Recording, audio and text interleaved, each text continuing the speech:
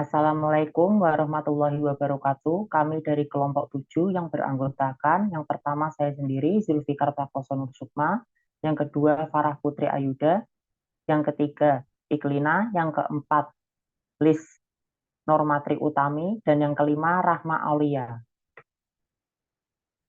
Kami akan mempresentasikan hasil tugas kami. Kami mengambil pembahasan Perang Amerika Serikat dengan Irak.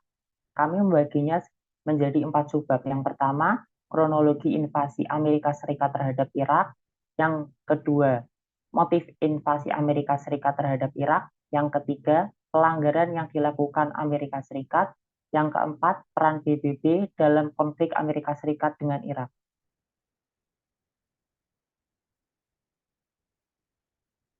Kita masuk ke bagian kronologi Perang Amerika Serikat dengan Irak. Next. Irak memperkuat militernya dengan mengembangkan senjata pemusnah. Irak dianggap ancaman oleh banyak negara. Presiden Amerika Serikat menyebut Irak sebagai axis of evil. Amerika Serikat menuduh Irak memiliki senjata tersebut. Yang dimaksudkan adalah senjata pemusnah massal. Lalu, pada tanggal 20 Oktober 2001, Amerika Serikat menyatakan perang melawan terorisme karena kejadian 9/11 Al-Qaeda. Pernyataan perang melawan terorisme menjadi justifikasi Amerika Serikat menginvasi Timur Tengah. Yang dimaksudkan adalah Afghanistan dengan Irak. Setelah invasi pada Afghanistan, Amerika Serikat ingin menginvasi Irak, tetapi hal tersebut ditentang oleh PBB karena senjata pemusnah massal tidak terbukti kebenarannya. PBB membentuk unit yang bernama USCOM guna menyelidiki senjata pemusnah massal Irak. Tapi sejak tahun 1991 hingga 1998 tidak terbukti. Pada tahun 2002, PBB kembali mengirim tim untuk penyelidikan terkait senjata pemusnah massal. Akan tetapi, pemeriksaan selama 4 bulan itu sia-sia. Amerika Serikat dengan Inggris berniat ingin melakukan invasi kepada Irak, tetapi ditolak oleh Dewan Keamanan PBB. Karena saat penyelidikan yang lalu, Irak dianggap tidak kooperatif, sehingga hasil tidak ditemukannya senjata pemusnah massal tidak valid.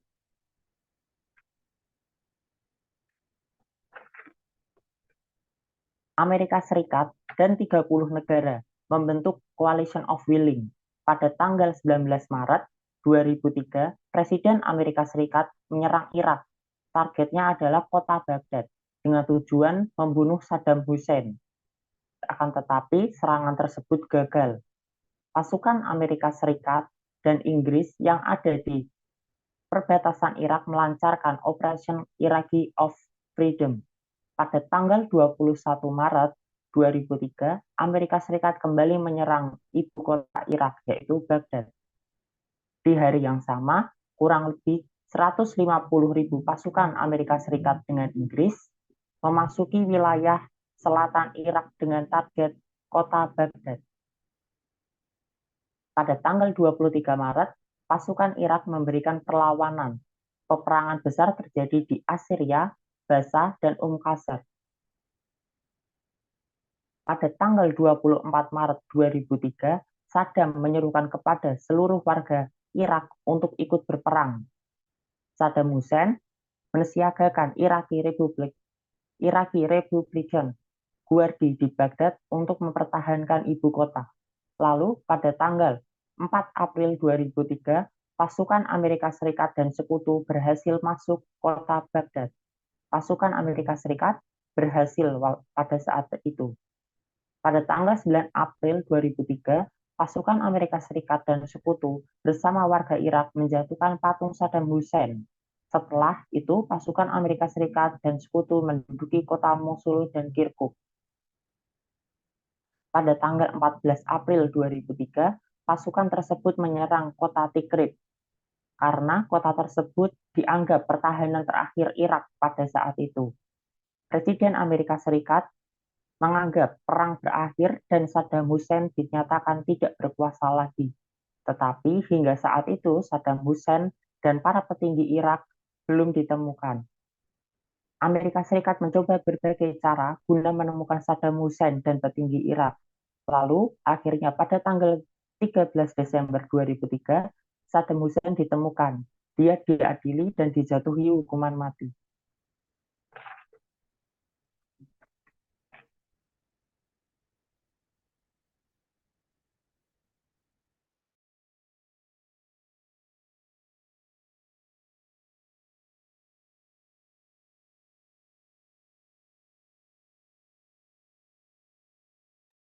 Baik, selanjutnya masuk ke motivasi invasi Amerika terhadap Irak.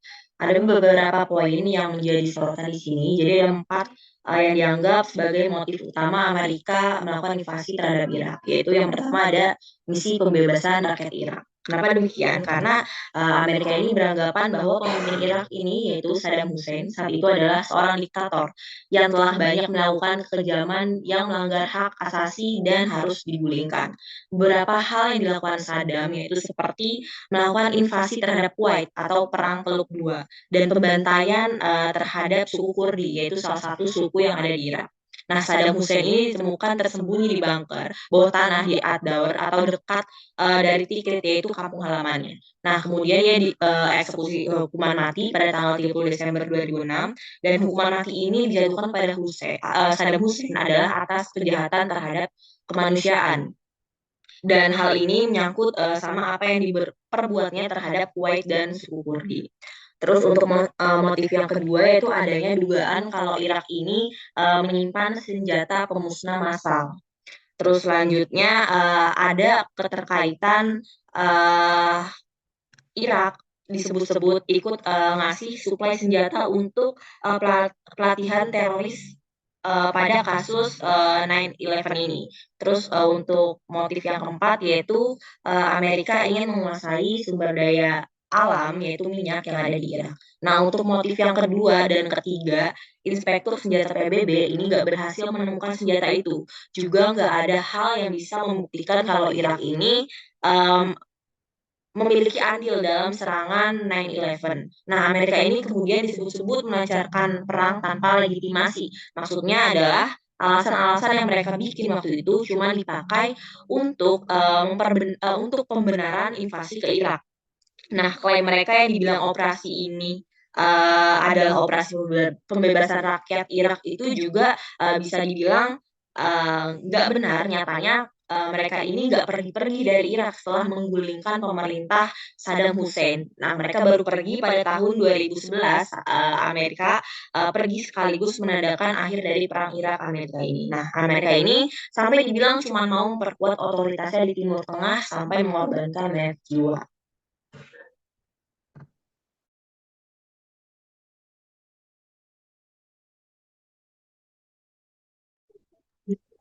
Selanjutnya, peran PBB dalam konflik Amerika-Irak. Di sini ada 3. Yang pertama, piagam PBB pada dasarnya tidak menghendaki adanya agresi atau tindak kekerasan. Setiap sengketa, baik internal maupun internasional, dapat dilaporkan kepada PBB untuk mendapat penyelesaian dengan jalan damai.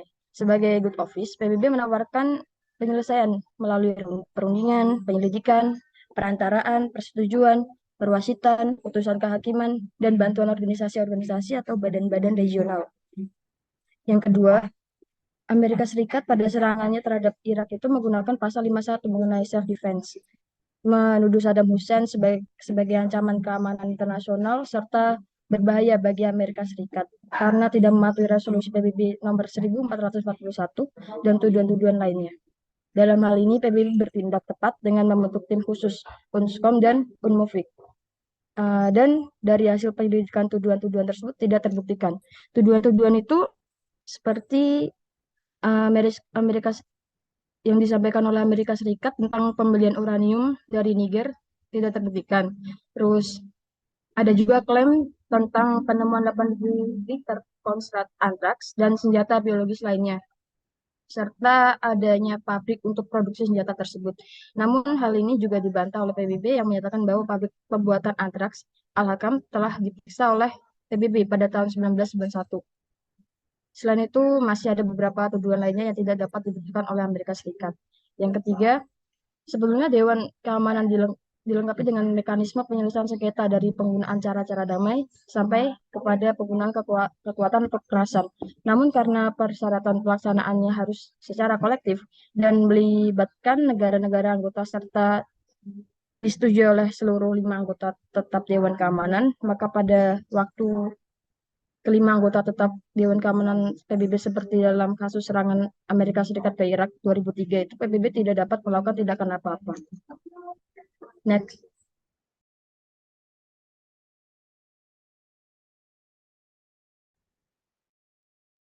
Baik, selanjutnya dampak perang antara Amerika Serikat dengan Irak terhadap stabilitas regional, Timur Tengah, dan internasional.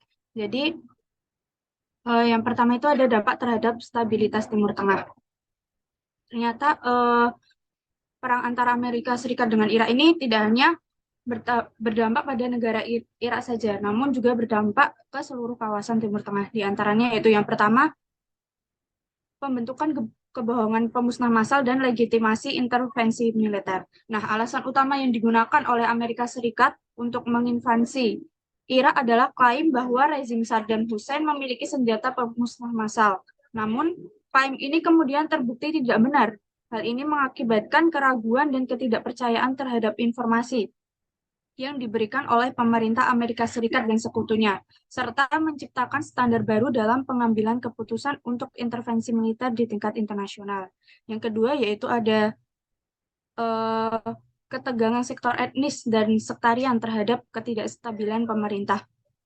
Nah, penggulingan rezim Saddam Hussein ini membuka celah bagi ketegangan etnis dan sektarian di Irak karena pemilihan pemerintah yang didasarkan pada identitas etnis dan sektarian menyebabkan konflik internal yang dalam yang memperburuk ketidakstabilan di negara Irak dan di seluruh kawasan Timur Tengah. Yang ketiga yaitu ada peningkatan aktivitas ekstremis atau kelompok bersenjata. Setelah invasi, muncul kelompok-kelompok ekstremis di Irak, termasuk Al-Qaeda di Irak yang kemudian berkembang menjadi ISIS, negara Islam Irak dan Suriah. Nah, ketidakstabilan di Irak ini memberikan peluang bagi kelompok-kelompok ini untuk merekrut anggota dan memperluas pengaruh mereka, tidak hanya di Irak, tetapi juga di seluruh kawasan Timur Tengah. Kelompok ini tidak hanya mengancam keamanan dalam negeri Irak, tetapi juga memiliki dampak regional karena menyebabkan pergerakan migrasi, termasuk pengungsian dan menantang stabilitas negara tetangga. Yang keempat yaitu ada peningkatan ketidakstabilan regional. Nah, ketidakstabilan di Irak menciptakan ketidakpastian di seluruh kawasan Timur Tengah. Konflik di Irak merembet ke negara-negara tetangga dan memperburuk ketegangan regional. Yang kelima yaitu perubahan dinamika kekuasaan. Pergeseran dinamika kekuasaan di Timur Tengah terjadi akibat invasi Irak. Kejatuhan rezim Saddam Hussein merubah keseimbangan kekuatan di kawasan Timur Tengah dan membuka ruang bagi intervensi dan pengaruh regional oleh negara lain seperti Iran. Yang keenam yaitu pertumbuhan pengaruh Iran. Invasi Irak membuka peluang bagi pengaruh Iran untuk berkembang di kawasan tersebut. Kekuatan regional Iran semakin meningkat setelah kejatuhan rezim yang dianggap sebagai lawan strategis. Yang ketujuh ada dampak ekonomi regional. Invasi juga memiliki dampak ekonomi regional termasuk fluktuasi harga minyak dan gangguan pada infrastruktur energi yang secara langsung mempengaruhi stabilitas ekonomi beberapa negara di kawasan tersebut. Dan yang terakhir yaitu adanya pembentukan aliansi dan blok regional. Invasi yang telah terjadi menciptakan pergeseran dinamika kekuasaan di Timur Tengah dengan negara-negara membentuk aliansi dan blok regional baru sebagai tanggapan terhadap perkembangan politik pasca invasi.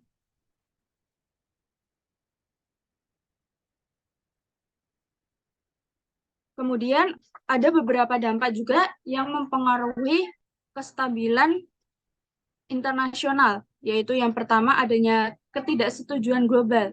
Keputusan untuk menginvasi Irak menyebabkan ketidaksetujuan global. Beberapa negara dan pemimpin dunia menentang tindakan ini, menimbulkan ketegangan diplomatik dan memicu demonstrasi anti perang di berbagai belahan dunia. Yang kedua yaitu ada pembentukan koalisi baru.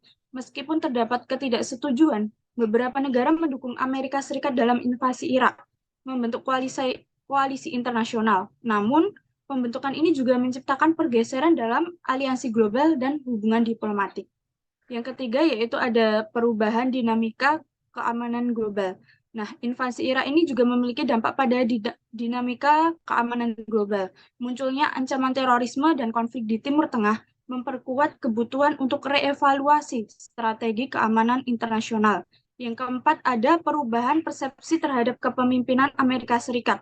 Keputusan untuk menginvasi Irak juga mempengaruhi persepsi terhadap kepemimpinan Amerika Serikat di mata banyak negara. Nah, sebagian melihatnya sebagai tindakan unilateral yang merusak legitimasi AS dan dalam peran pemimpin dunia. Yang kelima, ada konsekuensi politik global. Pasca invasi, perubahan politik di Irak dan kawasan sekitarnya mempengaruhi stabilitas politik global. Perubahan ini memicu perdebatan tentang efektivitas intervensi militer untuk membentuk pemerintahan baru. Yang keenam, ada pengaruh terhadap organisasi internasional. Invasi Irak menguji peran organisasi internasional seperti PBB.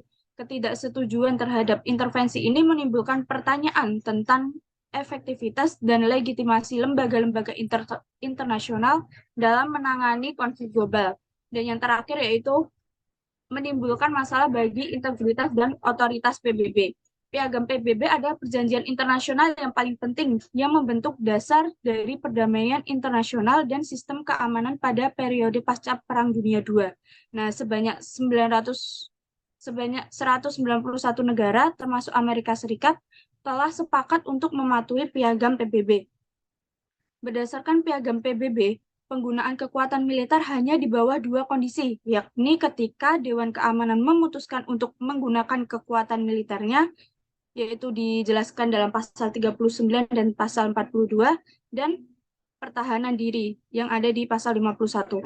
Nah, invasi militer Irak ini yang secara sepihak dilakukan oleh pasukan Amerika Serikat sebagai coalition of willing bersama dengan Inggris merupakan masalah bagi integritas dan otoritas PBB karena melanggar banyak ketentuan, misalnya pasal 2 ayat 4, pasal 39, pasal 42, dan pasal 41 dari Piagam PBB, dan merusak sistem hukum dan keamanan internasional pasca Perang Dunia II secara keseluruhan.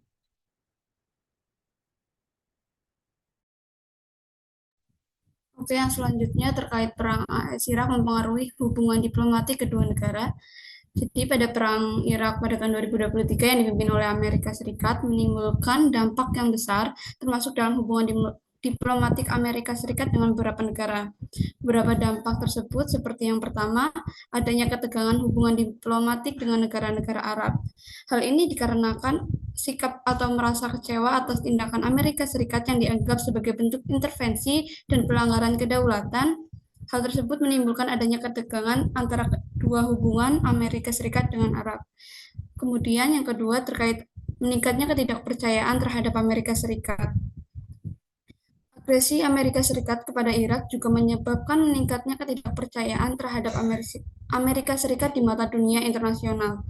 Banyak negara yang merasa bahwa tindakan Amerika Serikat terhadap Irak tidak sesuai dengan hukum internasional dan mengancam perdamaian dunia. Yang ketiga, ada meningkatnya ketegangan antara Amerika Serikat dengan beberapa negara seperti Rusia, Iran, dan Korea Utara. Hal ini karena agresi Amerika Serikat kepada Irak juga menyebabkan meningkatnya ketegangan antara Amerika Serikat dengan negara-negara tersebut. Hal tersebut dikarenakan bahwa tindakan Amerika Serikat merupakan bentuk ancaman terhadap keamanan nasionalnya. Dan yang terakhir, adanya opini publik dan persepsi internasional kepada Amerika Serikat yang menganggap tindakan tersebut tidak sebagai tindakan yang kontroversial dan tidak sah. Selain memberikan dampak hubungan diplomatik Amerika Serikat, agresi yang dilakukan oleh Amerika Serikat juga memberikan dampak yang besar bagi Irak. Yang pertama, timbulnya sikap brain drain di Irak. Sikap brain drain atau biasa disebut dengan sikap human capital flight merupakan tindakan dari hengkangnya orang-orang berpendidikan dengan tujuan mengembalikan kondisi kehidupannya. Hal tersebut membuat negara asalnya kehilangan golongan intelektual, sehingga dampak dari sikap brain drain seperti lambatnya laju perekonomian dan perindustrian di Irak. Yang kedua adalah penderitaan rakyat Irak pasca invasi. Demokratisasi yang dilakukan oleh Amerika Serikat kepada Irak dengan tujuan untuk kelangsungan hidup bernegara yang lebih baik, nyatanya tidaklah berjalan lancar. Hal ini terjadi lantaran pemilu yang dilakukan hanya mendapat sedikit legitimasi dari rakyat Irak.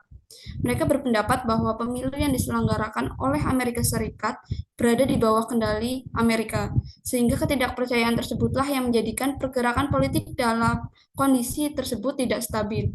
Hal tersebut terbukti dengan adanya konflik regional yang tidak menyurut serta sikap immoral masyarakat yang tidak mematuhi peraturan pemerintah. Para warga sipil yang melakukan tindakan tidak taat aturan tersebut merupakan orang-orang yang ikut andil dalam konflik pasca invasi, dan keuntungan yang mereka dapat adalah merasakan pembangunan yang dilakukan kembali di Irak. Dan yang terakhir, adanya disintegrasi antar suku di Irak dan munculnya politik sektarian adalah paham kebencian yang muncul terhadap antar golongan sampai menimbulkan diskriminasi. Disintegrasi ini membagi wilayah-wilayah Irak yang dikuasai oleh suku-suku tertentu.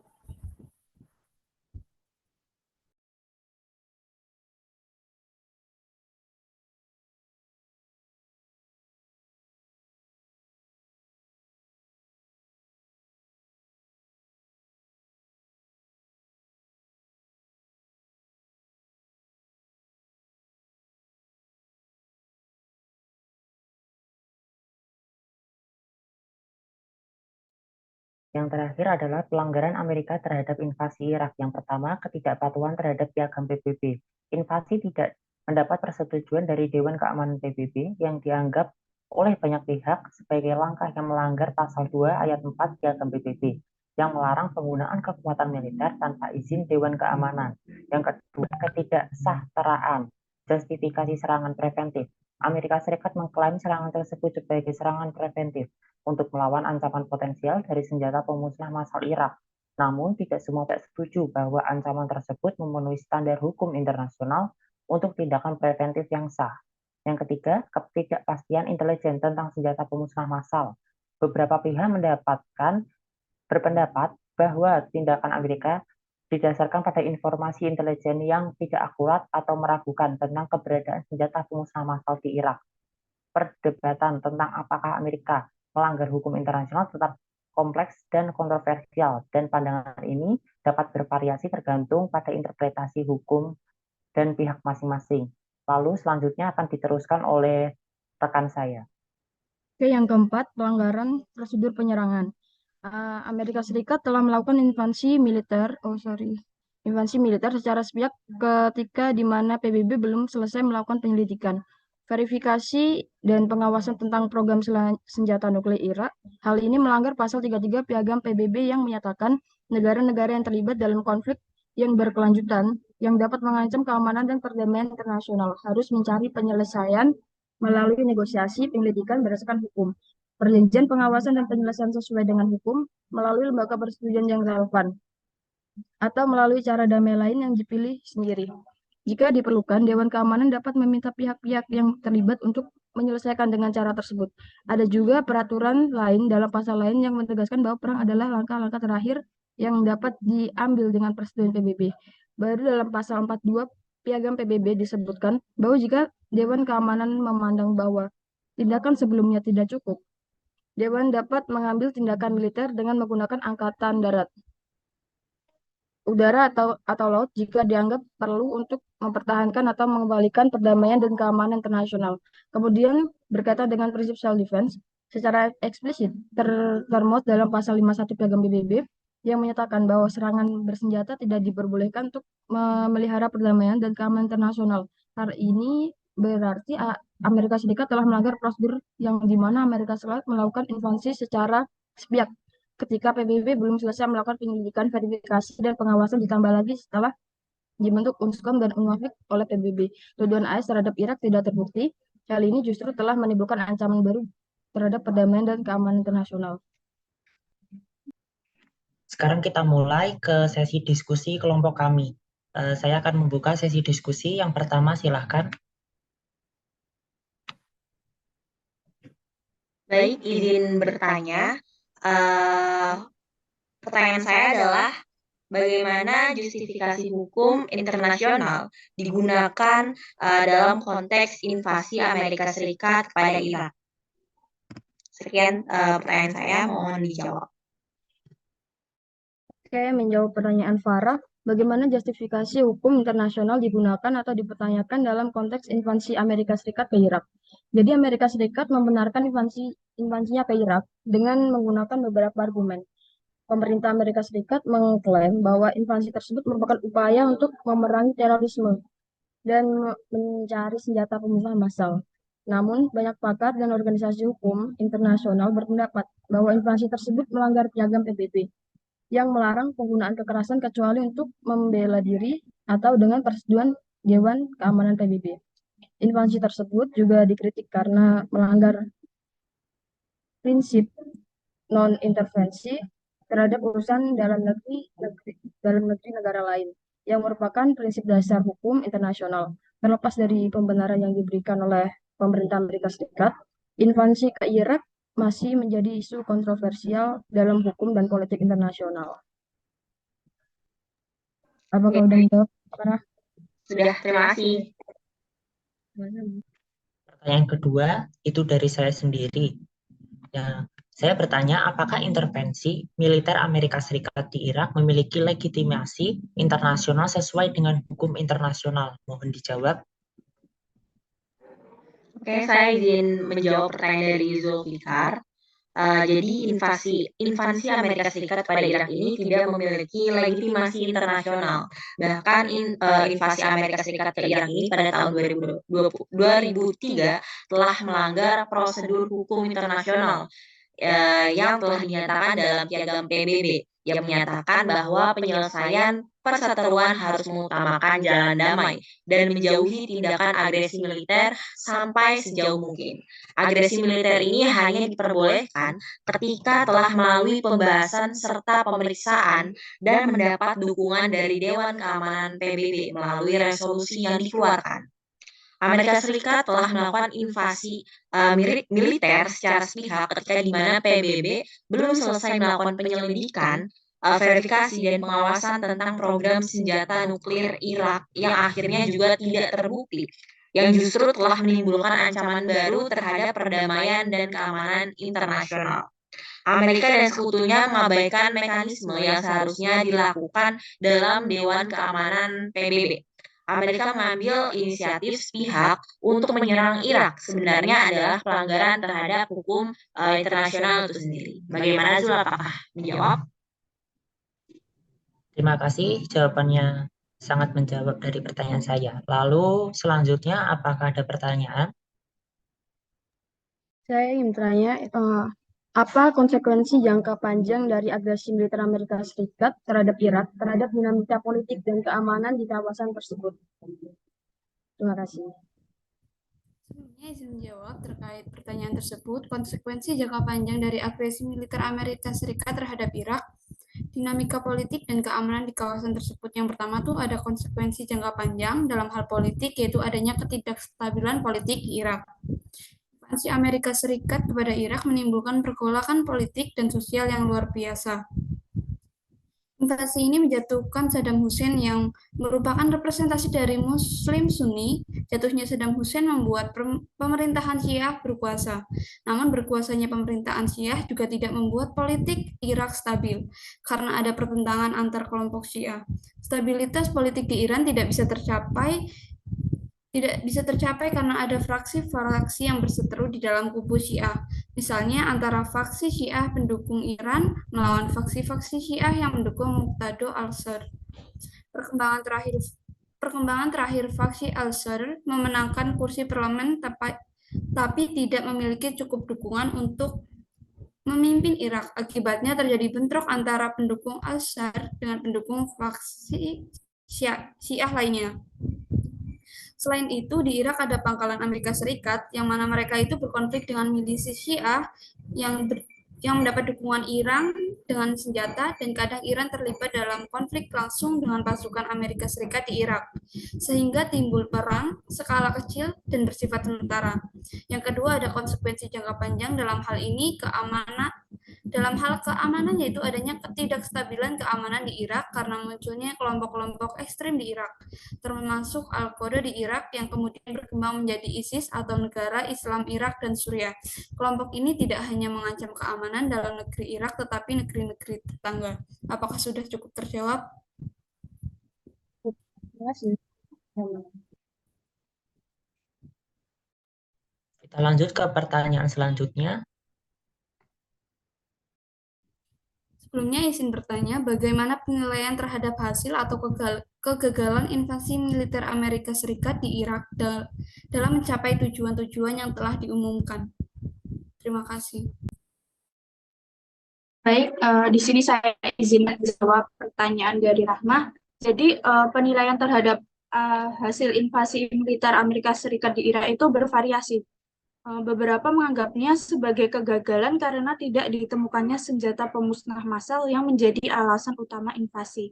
Selain itu, invasi tersebut juga dianggap menciptakan ketidakstabilan di wilayah tersebut dan memicu konflik internal.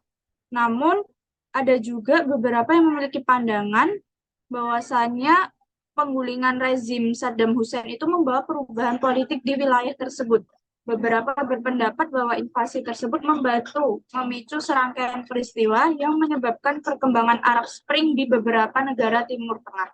Secara keseluruhan, penilaian terhadap hasil invasi Irak seringkali dipengaruhi oleh sudut pandang politik dan nilai-nilai masing-masing dari individu yang menilainya. Apakah sudah menjawab?